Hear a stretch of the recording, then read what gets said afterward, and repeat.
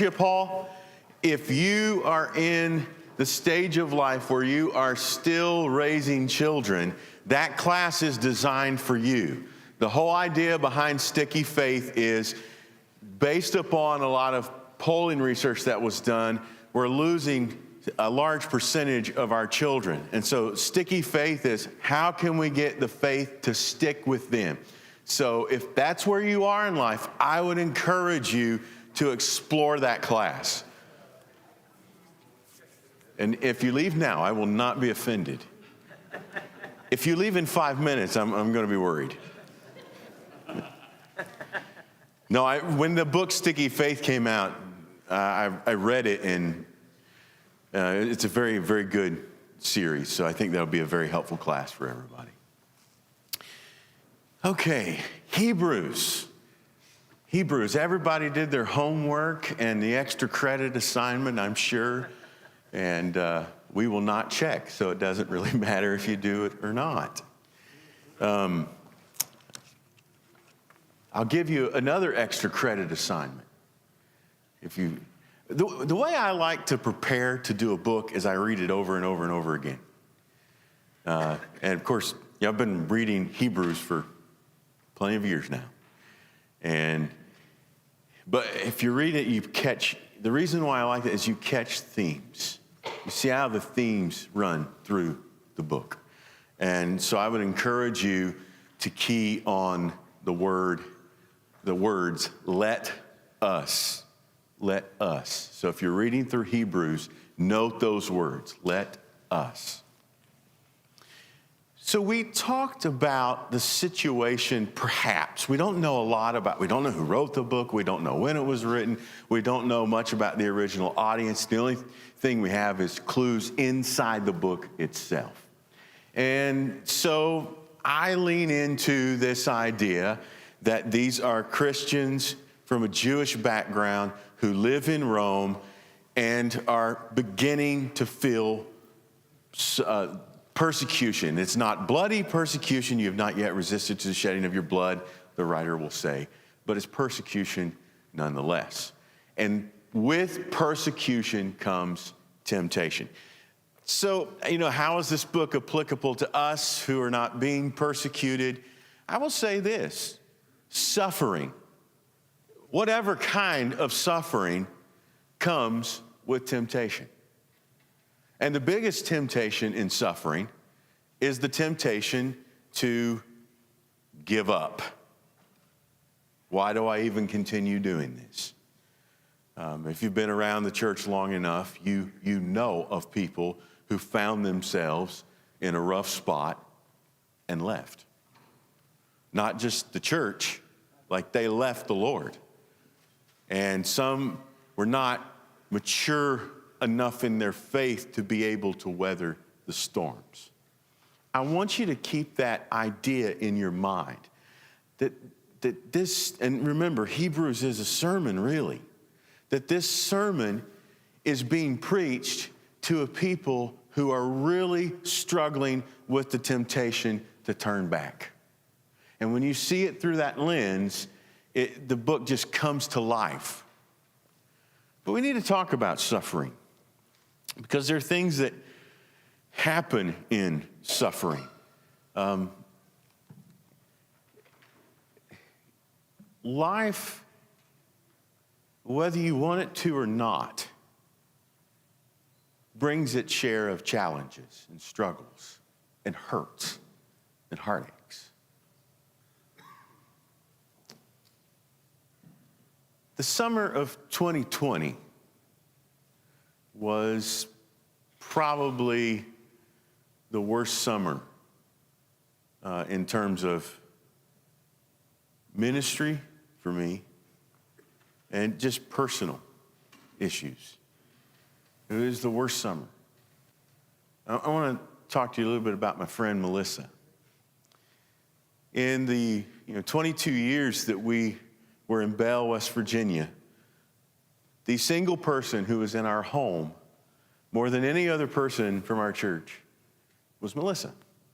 And she was a nut, man. She was fun. She had the widest range of emotions, and you never knew what was going to happen when she was around.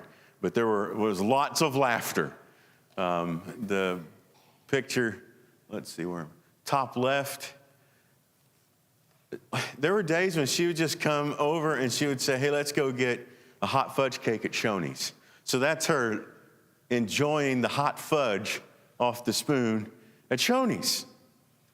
Or she would come over and say, we're going to go shopping. Now, I didn't go shopping, but Misty and the girls would go shopping. And she was just one of those people who made life lots of fun. The bottom left picture is her and Misty and some of the other ladies from our congregation went to Guatemala on a mission trip. I think some folks from here actually went to the same place. I don't know what year or something, but their bus didn't break down. No, there was some kind of protest, and they shut down the highway.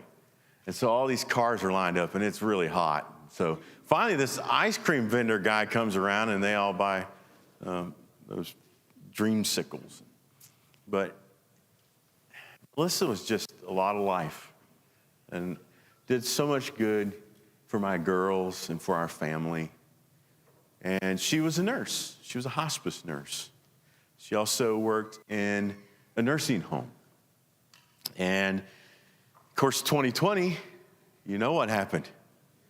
And she was very strict on her PPE, very strict on her procedures when she got home, what she did. And in the summer of 2020, in early September, she contracted COVID. And she felt like she had, a really, really bad cold for about a week, and it really laid her out. Now, her husband got it too, and he had some symptoms, but it wasn't like she had. But about a week of her laying around the house, she finally went to the hospital.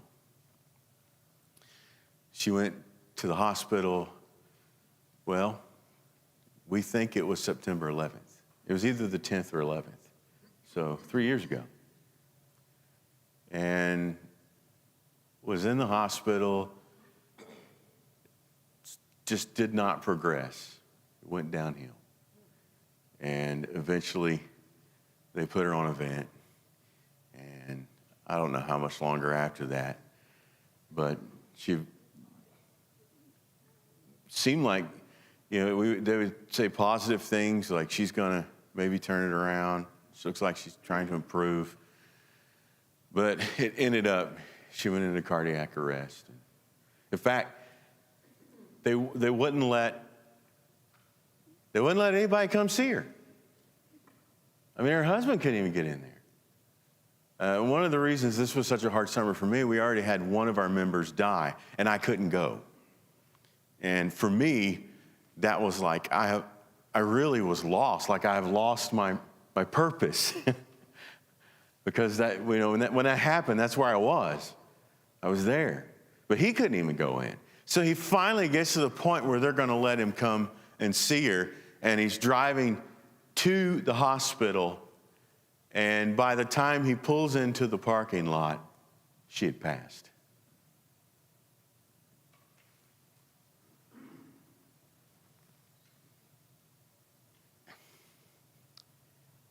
The month of September was probably,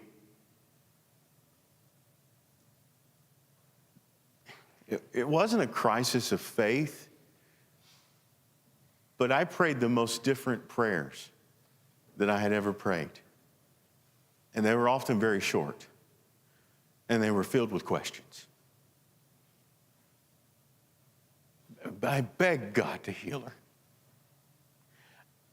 I knew so much about her life. I knew so much about her family life. I knew there were things that really needed to be fixed.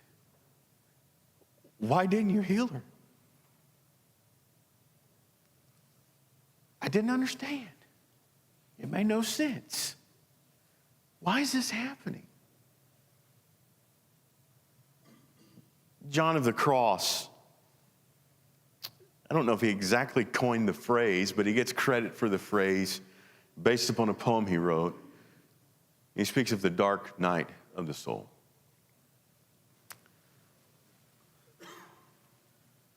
That pretty much describes not just where I was, where the family was.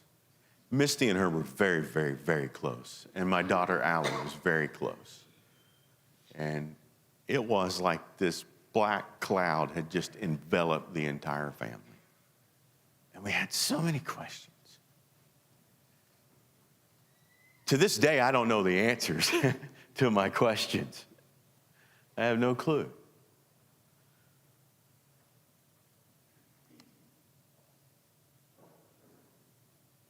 There are days in my life where maybe I'm feeling a little down, a little discouraged. Maybe there's a storm raging around me. And I'm the type of person that most usually a song brings me out of it.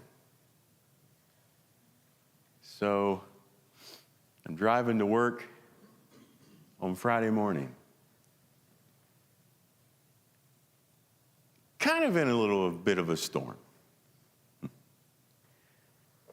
Again, having lots of questions, just different kinds of questions, not nearly as dark as it was with Melissa. I'm driving to work, and I don't listen much to the popular Christian music because I'm a bass singer, and they don't have bass singers. So I listen to Southern gospel music. But a lot of times they'll sing many of the same songs nowadays. So I'm listening to my Southern gospel playlist, and the song comes on. In the eye of the storm, you remain in control. In the middle of the war, you guard my soul. You alone are the anchor when my sails are torn. Your love surrounds me. In the eye of the storm. It helped. Friday was a great day. That wasn't the only reason, but that was a good way to start it at 5 o'clock in the morning, singing in the parking lot at Menards. So sometimes a song works, but there are times when I need a sermon. I think sermons have fallen on hard times. You know, people like discussions. Sometimes we need a sermon. So these people who are wondering what in the world is going to happen, the persecution is coming. It's touched their lives already in some way. They have to be wondering, where is God? When is he going to do something about this? How is he going to protect us? Is he going to make it go away? Isn't that a prayer that you've prayed maybe? Would you just take this away? I know somebody who prayed that. Facing the cross, that's exactly what Jesus said. If you are willing, let this cup pass from me. That's the take it away prayer. Take it away. The thing is, God doesn't always take it away. He knows something more than we know when we're in the middle of those storms of life. He knows what they can do for us. All we can see is what they do to us. So, sometimes we need a little preaching. Whoever wrote Hebrews, I believe, knew the people he was writing to very, very well. He identified with them completely, and we'll talk about how that looks in this sermon a little bit later. So he knows what they need, and more importantly, we believe, I think he believed, that God is using him to speak his word, God's word, to these people who are in the middle of the storm of suffering. And here's how it begins. Long ago, in a galaxy, no, wrong thing.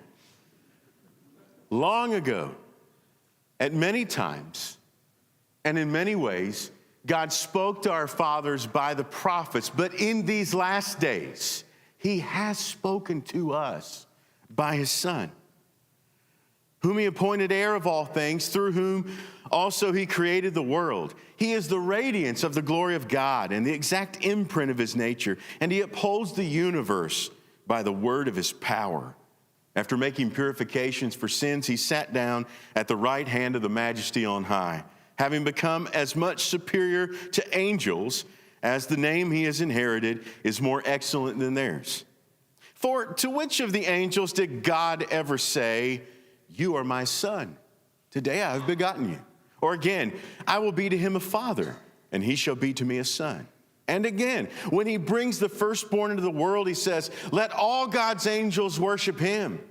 Of the angels, he says, he makes his angels winds and his ministers a flame of fire. But the Son, he says, "Your throne, O God, is forever and ever. The scepter of uprightness is the scepter of your kingdom. You have loved righteousness and hated wickedness. Therefore, God, your God, has anointed you with the oil of gladness beyond your companions. And you, Lord, laid the foundation of the earth in the beginning, and the heavens are the work of your hands. They will perish, but you remain. They will all wear out like a garment. Like a robe, you will roll them up. Like a garment, they'll be changed. But you are the same, and your years will have no end. And to which of the angels has he ever said, 'Sit at my right hand until I make your enemies a footstool for your feet'? Are they not all ministering spirits sent out to serve for the sake of those who are to inherit salvation? Therefore, we must pay closer attention to what we have heard, lest we drift away from it. For since the message declared by angels proved to be reliable, and every transgression or disobedience received a just retribution, how shall we escape if we neglect such a great salvation? It was declared at first by the Lord, and it was attested to us by those who heard, while God also bore witness by signs and wonders and various miracles, and by gifts of the Holy Spirit distributed according to his will. For it was not to the angels that God subjected the world to come, of which we are speaking. It has been testified somewhere. What is man that you are mindful of him, and the Son of Man that you care for him? You made him for a little while lower than the angels. You have crowned him with glory and honor, putting everything in subjection under his feet. Now, in putting everything in subjection to him, he left nothing outside his control.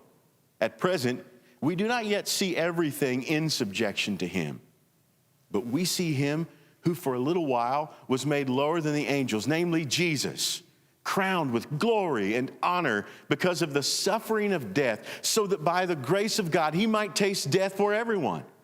For it was fitting that he, for whom and by whom all things exist, in bringing many sons to glory, should make the founder of their salvation perfect through suffering. For he who sanctifies and those who are sanctified all have one source. That is why he's not ashamed to call them brothers, saying, "I will tell of your name to my brothers. In the midst of the congregation, I will sing your praise." And again, "I will put my trust in him." And again, "Behold, I and the children God has given me." Since therefore the children share in flesh and blood, he himself likewise partook of the same things, that through death he might destroy the one who has the power of death, and deliver all those, that is the devil, and deliver all those who through fear of death were subject to lifelong slavery. For surely it is not angels that he helps, but he helps the offspring of Abraham. Therefore he had to be made like his brothers in every respect, so that he might become a merciful and faithful high priest in the service of God, to make propitiation for the sins of the people. For because he himself has suffered when tempted, he is able to help those who are being tempted. Therefore, holy brothers, you who share in a heavenly calling, consider Jesus, the apostle and high priest of our confession, who was faithful to him who appointed him, just as Moses also was faithful in all God's house.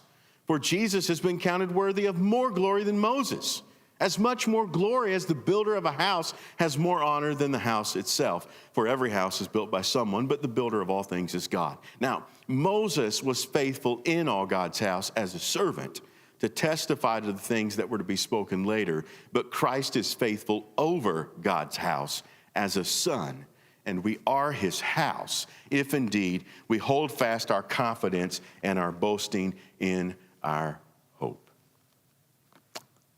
That's how the sermon begins. One thing about Hebrews that I think is good to do is to hear it. Not just read it, but hear it, because it's a sermon. So that's how he begins the sermon. And you can already see why this sermon is going to grab their attention. Remember, they're wondering, when's God going to do something about this, or am I going to have to protect myself during this? And if I got to protect myself, and I think this is a temptation for them, maybe I should just slip back into the synagogue and not worry about gathering with the church on Sunday. Where's God in all of this? God has spoken. God is here. So let's look at what has happened in this text. So in the first place, he wants to introduce us and make sure we're reminded that we serve a God who speaks. Not spoke, but a God who speaks. There's something about God's word speaking reality into existence that means it wasn't just a past action. It may have happened in the past, but it is an action that continues. And so he speaks, and it resounds through the ages. That's what he's saying here. So long ago, God spoke. So that's point action. Here and there and there and there. God spoke. How? By the prophets. We know that. We have the Old Testament. By the way, we aren't there yet, but he's working to this. The greatest prophet in the minds of Jewish people is Moses. So keep that in mind. So long ago, God did that. In these last days, I want to say this because I think it needs to be heard. We've been in the last days for a long time. They aren't new. But in these last days, and this is different, he has spoken. In the Greek, that's called the perfect tense. And the idea of the perfect tense is it's a completed action, but it's a completed action that continues to be viable. It lives on. And as we're thinking about this speaking, that God has said essentially everything he needs to say, but that message continues to resound down through the ages. But we have a God who speaks. Now, the second question then is, well, who is his son? Why is it so significant? Because we know, thinking about the readers here, we know the significance of the prophets. So why is this significant that he has spoken to us by his son? And the first thing that he begins to do there at the end of verse 2 is he begins to list the credentials of the son. Who is the son? He's the heir of all things. He's the one through whom the world was created. He is the radiance of God's glory. Do you want to see the glory of God? You see Jesus. He is the exact imprint of God's nature. He is the upholder of the universe. What a powerful statement that the whole universe is upheld by the powerful word of Jesus. Now, if that word is that powerful, and by the way, the Hebrew thinking about a word is, it is indeed a very, very powerful thing. We take our words too lightly. That's why when you spoke a blessing in the Hebrew culture, you can't take it back. You done spoke it. You spoke that blessing into reality. You can't take reality back. So Jesus is the upholder of the universe. I wish we'd hear that today too. People need to come to know the one who continues to make this universe exist. When he says it doesn't exist anymore, it doesn't exist. He's the one who upholds it. These are big things the writer's saying about Jesus. He is the one who made purification for sins. And he is the one who is seated at the right hand. I love how he says it, though. It's at the majesty on high. That tells you something about who the Son is. He's at the right hand of the majesty. We don't say this because we are Americans, and in 1776 we said we're not going to say this anymore. But some people might refer to His Majesty. Who are they talking about? A king. He sat down at the right hand of the majesty on high. I also like this concept of He is seated. It comes right after number 6 there. He made purifications for sins. He's going to come back to this. His work is done. That's why He is seated at the right hand of the Father. Now, bring this up because this right hand idea, sometimes Jesus is seated. Well, in Hebrews, He's usually seated. In Acts, Stephen, when he is being stoned, looks up and he sees Jesus standing at the right hand. Why? Because Jesus is interceding for him. That work of intercession continues, but the work of purification for sins is done. He's seated at the right hand. So when he keeps going in this text, he talks about, and I think verse 4 is really explaining the import of the end of verse 3. The majesty on high, having become as much superior to the angels as the name He has inherited is more excellent than theirs. What name? Verse 5. For to which of the angels did God ever say, you are my, what's the name? Son. Son. There's no other like Him. There are the prophets, but there's the Son, and He is supreme. Now he goes on to make comparisons. 2 comparisons basically in the rest of this passage, that Jesus is better than the angels and that Jesus is better than Moses. Now these aren't new things. These aren't new things because He's already been building the credentials of the Son, but His main point has been God has spoken to us by His Son. In a sense, He's saying this is a more important word at this point. Now the prophets had an important work, and He says that later when He talks about Moses, when He says that Moses, as a servant in God's house, was really pointing us to Jesus anyway. And you remember Deuteronomy, Moses tells them about the prophet who is going to be like him. Well, that's Jesus. So that's what Moses was doing. But he's still just making this. Why do we need to pay attention to the Son? Because of who He is. Now, why the angels?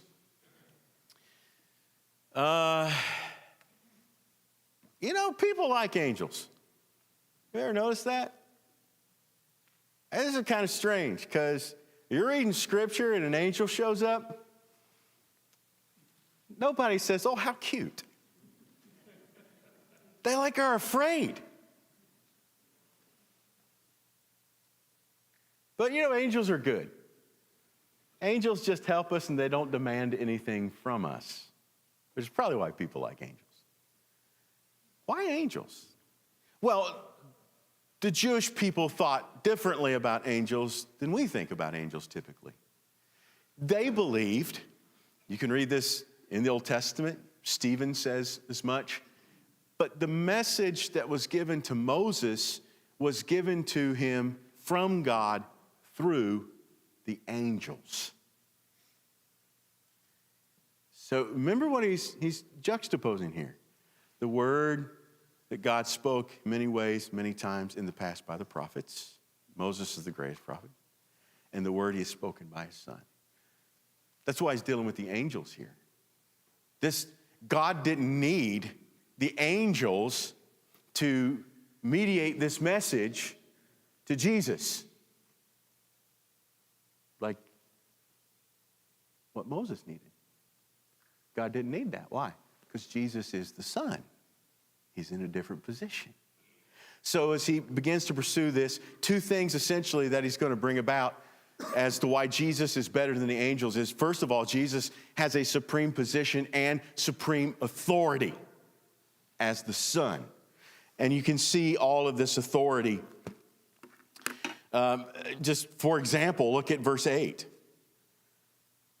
But of the Son, verse 7, the angels are ministers, they're servants. He likes that word. He's going to say that about Moses. But in verse 8, notice what he says about the Son. Not he. This is what God says about the Son. Your throne, O God. That's about the Son. So he has supreme authority.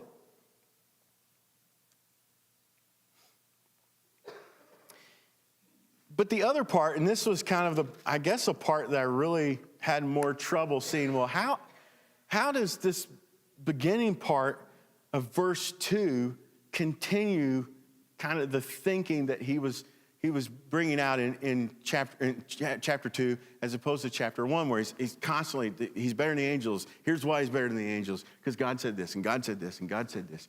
And then he gets into chapter 2. It seems to kind of go away from it, from his main point, and he does, although he still is talking about the angels, for since the message, verse 2, declared by the angels proved to be reliable. But then when you get to verse 8, again, you're seeing the authority. For it was not to angels that God subjected the world to come. But verse 9. Now this is strange. Jesus is superior to the angels. That's what you've been saying. Yes.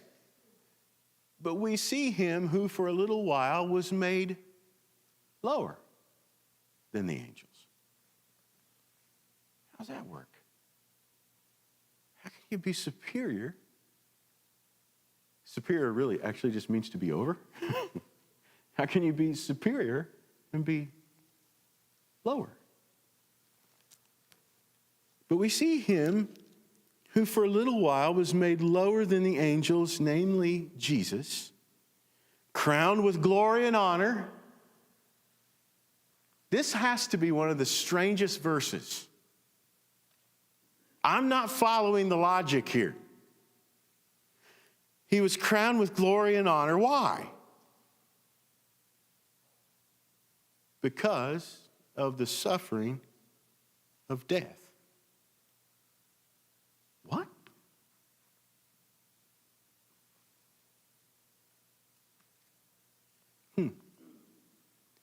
The enthronement of Jesus, and what I mean by that is the declaration that Jesus is king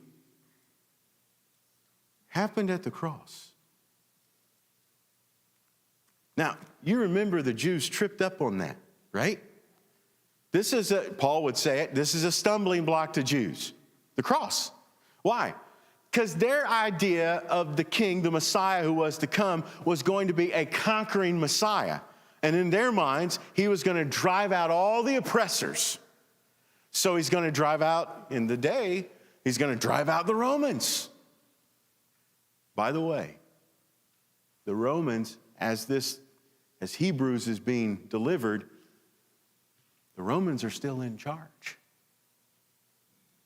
It's the Roman emperor who's bringing about the persecution. So the Jews thought, well, he was going to drive out the Romans. And maybe these Jewish Christians are thinking, well, God is going to bring down the empire now. They start persecuting us, God's going to bring it down. So they didn't get this idea. They crucified the guy who was supposed to deliver us from all this. He says that Jesus, because of that, was crowned with glory and honor. And the last part of that, verse 9, is just gospel. So that by the grace of God, he might taste death for everyone. And more encouragement. More encouragement. For, very next verse, it was fitting that he, for whom and by whom all things exist, in bringing many sons to glory, should make the founder of their salvation perfect, complete, whole, through suffering. For he who sanctifies and those who are being sanctified all have one source. Literally, it says all are one. That is why he is not ashamed to call them brothers.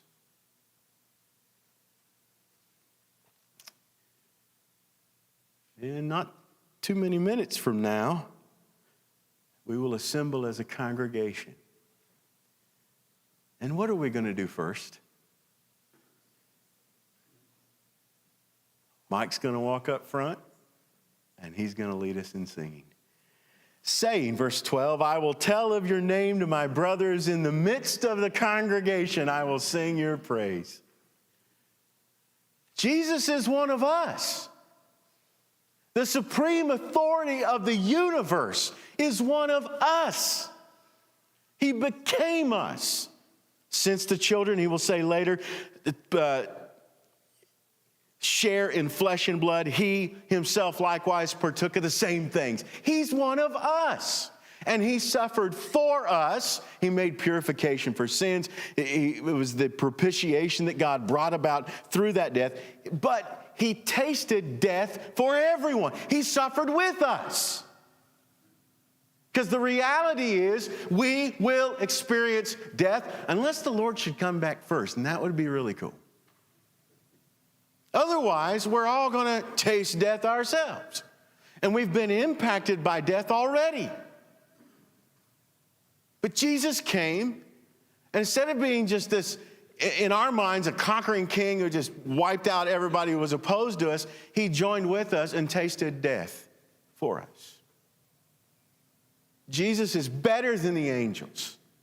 While the angels can minister to the people who are going to receive salvation, he says that in chapter 1, verse 14. Jesus became one of us. Where's God? When's he going to do something about this? He has spoken in his Son. And one of the things he has spoken is, regardless of what's going on, I'm with you. I'm with you.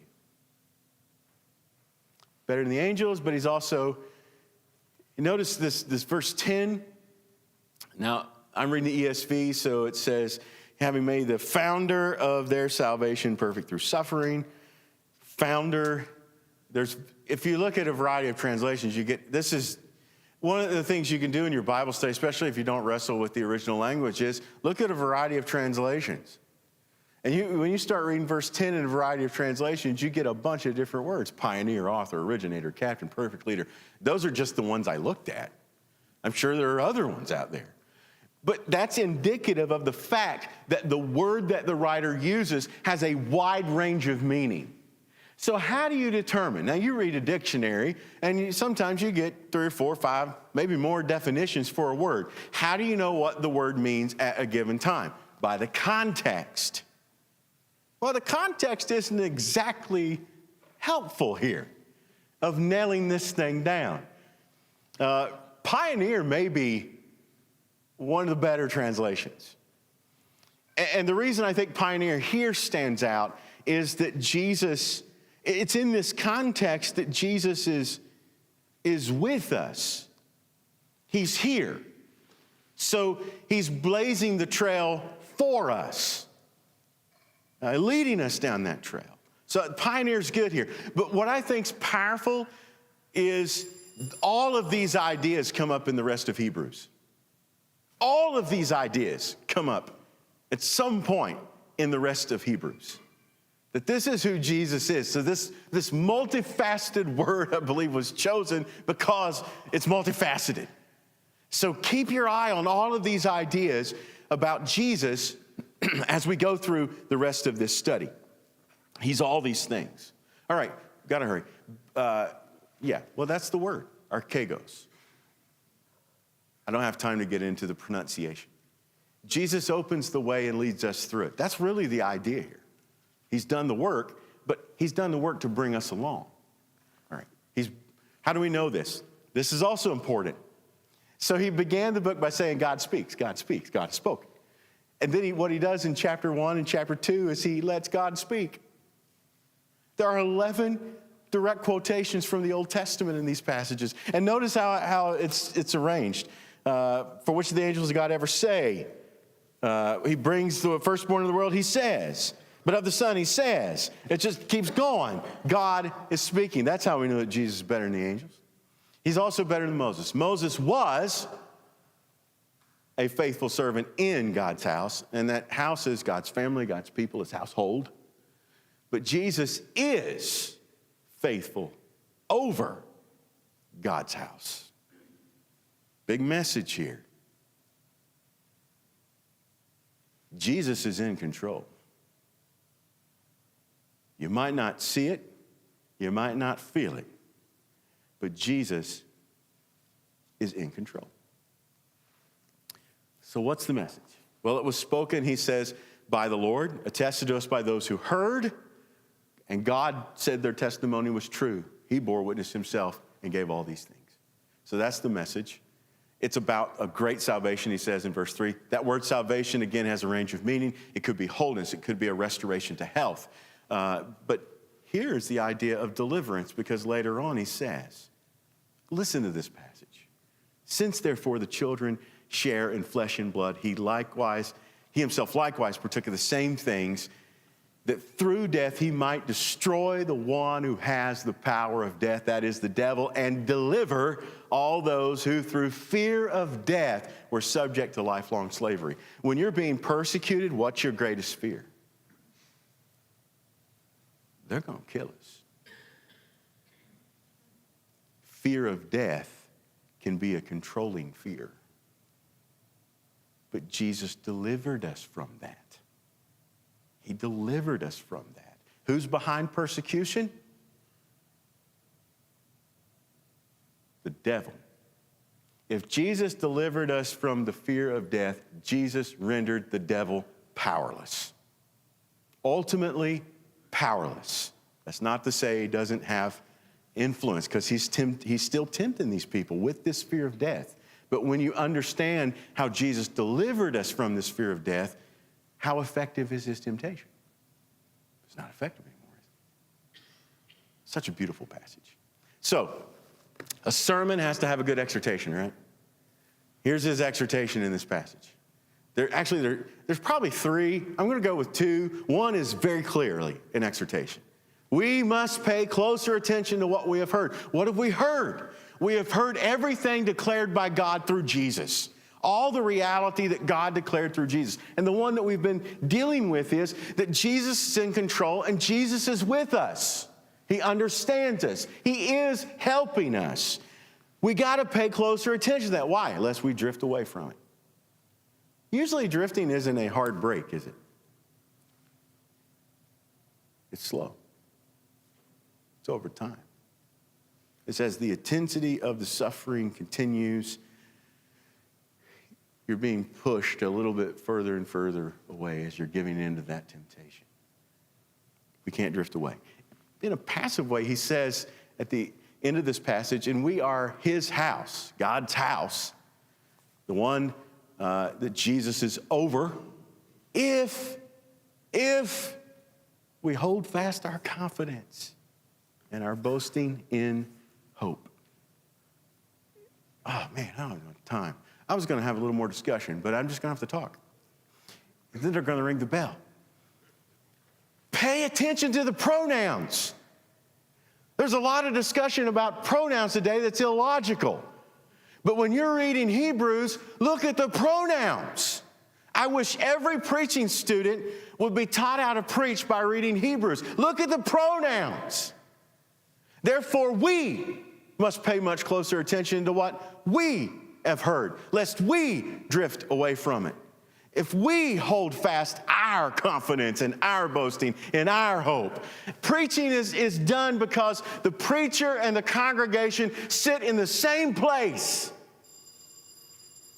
The preacher is as susceptible to temptation as anybody else. And it is we and us always. We must not view the preacher as above the congregation. He is with the congregation.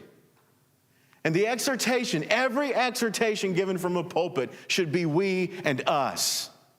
And every sermon should end with hope. For because he himself has suffered when tempted, he is able to help those who are being tempted. He calls them to this life of hanging on. But he's saying all along, because you can do it. You can do this. You should always walk away from a sermon saying, I need to do this better, but I can.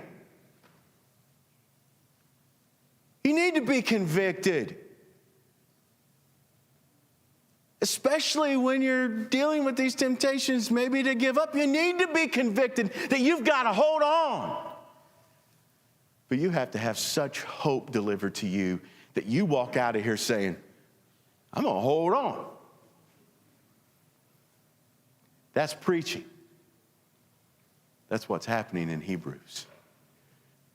For because he himself has suffered when he was tempted, he's able to help us. Where's God in all of this? He's here. He's in control. And he is giving us help, even though we can't see it sometimes and we don't feel it sometimes. I got to end with a positive. I told you about my friend Melissa. She died alone. I don't think anybody should die that way. Sometimes it's, can't be helped. Sometimes it can be helped. So Melissa was the second nurse in the state of West Virginia who died with COVID. She had a friend that she went through nursing school with. Actually, I went to school with that friend. She went through nursing school with that friend, and they worked together at hospice. But her husband was a member of the House of Delegates in the state of West Virginia. So he introduced what was called Melissa's Law. And Melissa's Law is that even in a pandemic, here's the essential part of it. Even in a pandemic, you don't die alone. God, what are you doing in all this? I don't understand. Why didn't you just heal her? Well, maybe fewer people will die alone. I don't know if that's the answer. But it does a little to make me feel better about it. God's in control. He has spoken.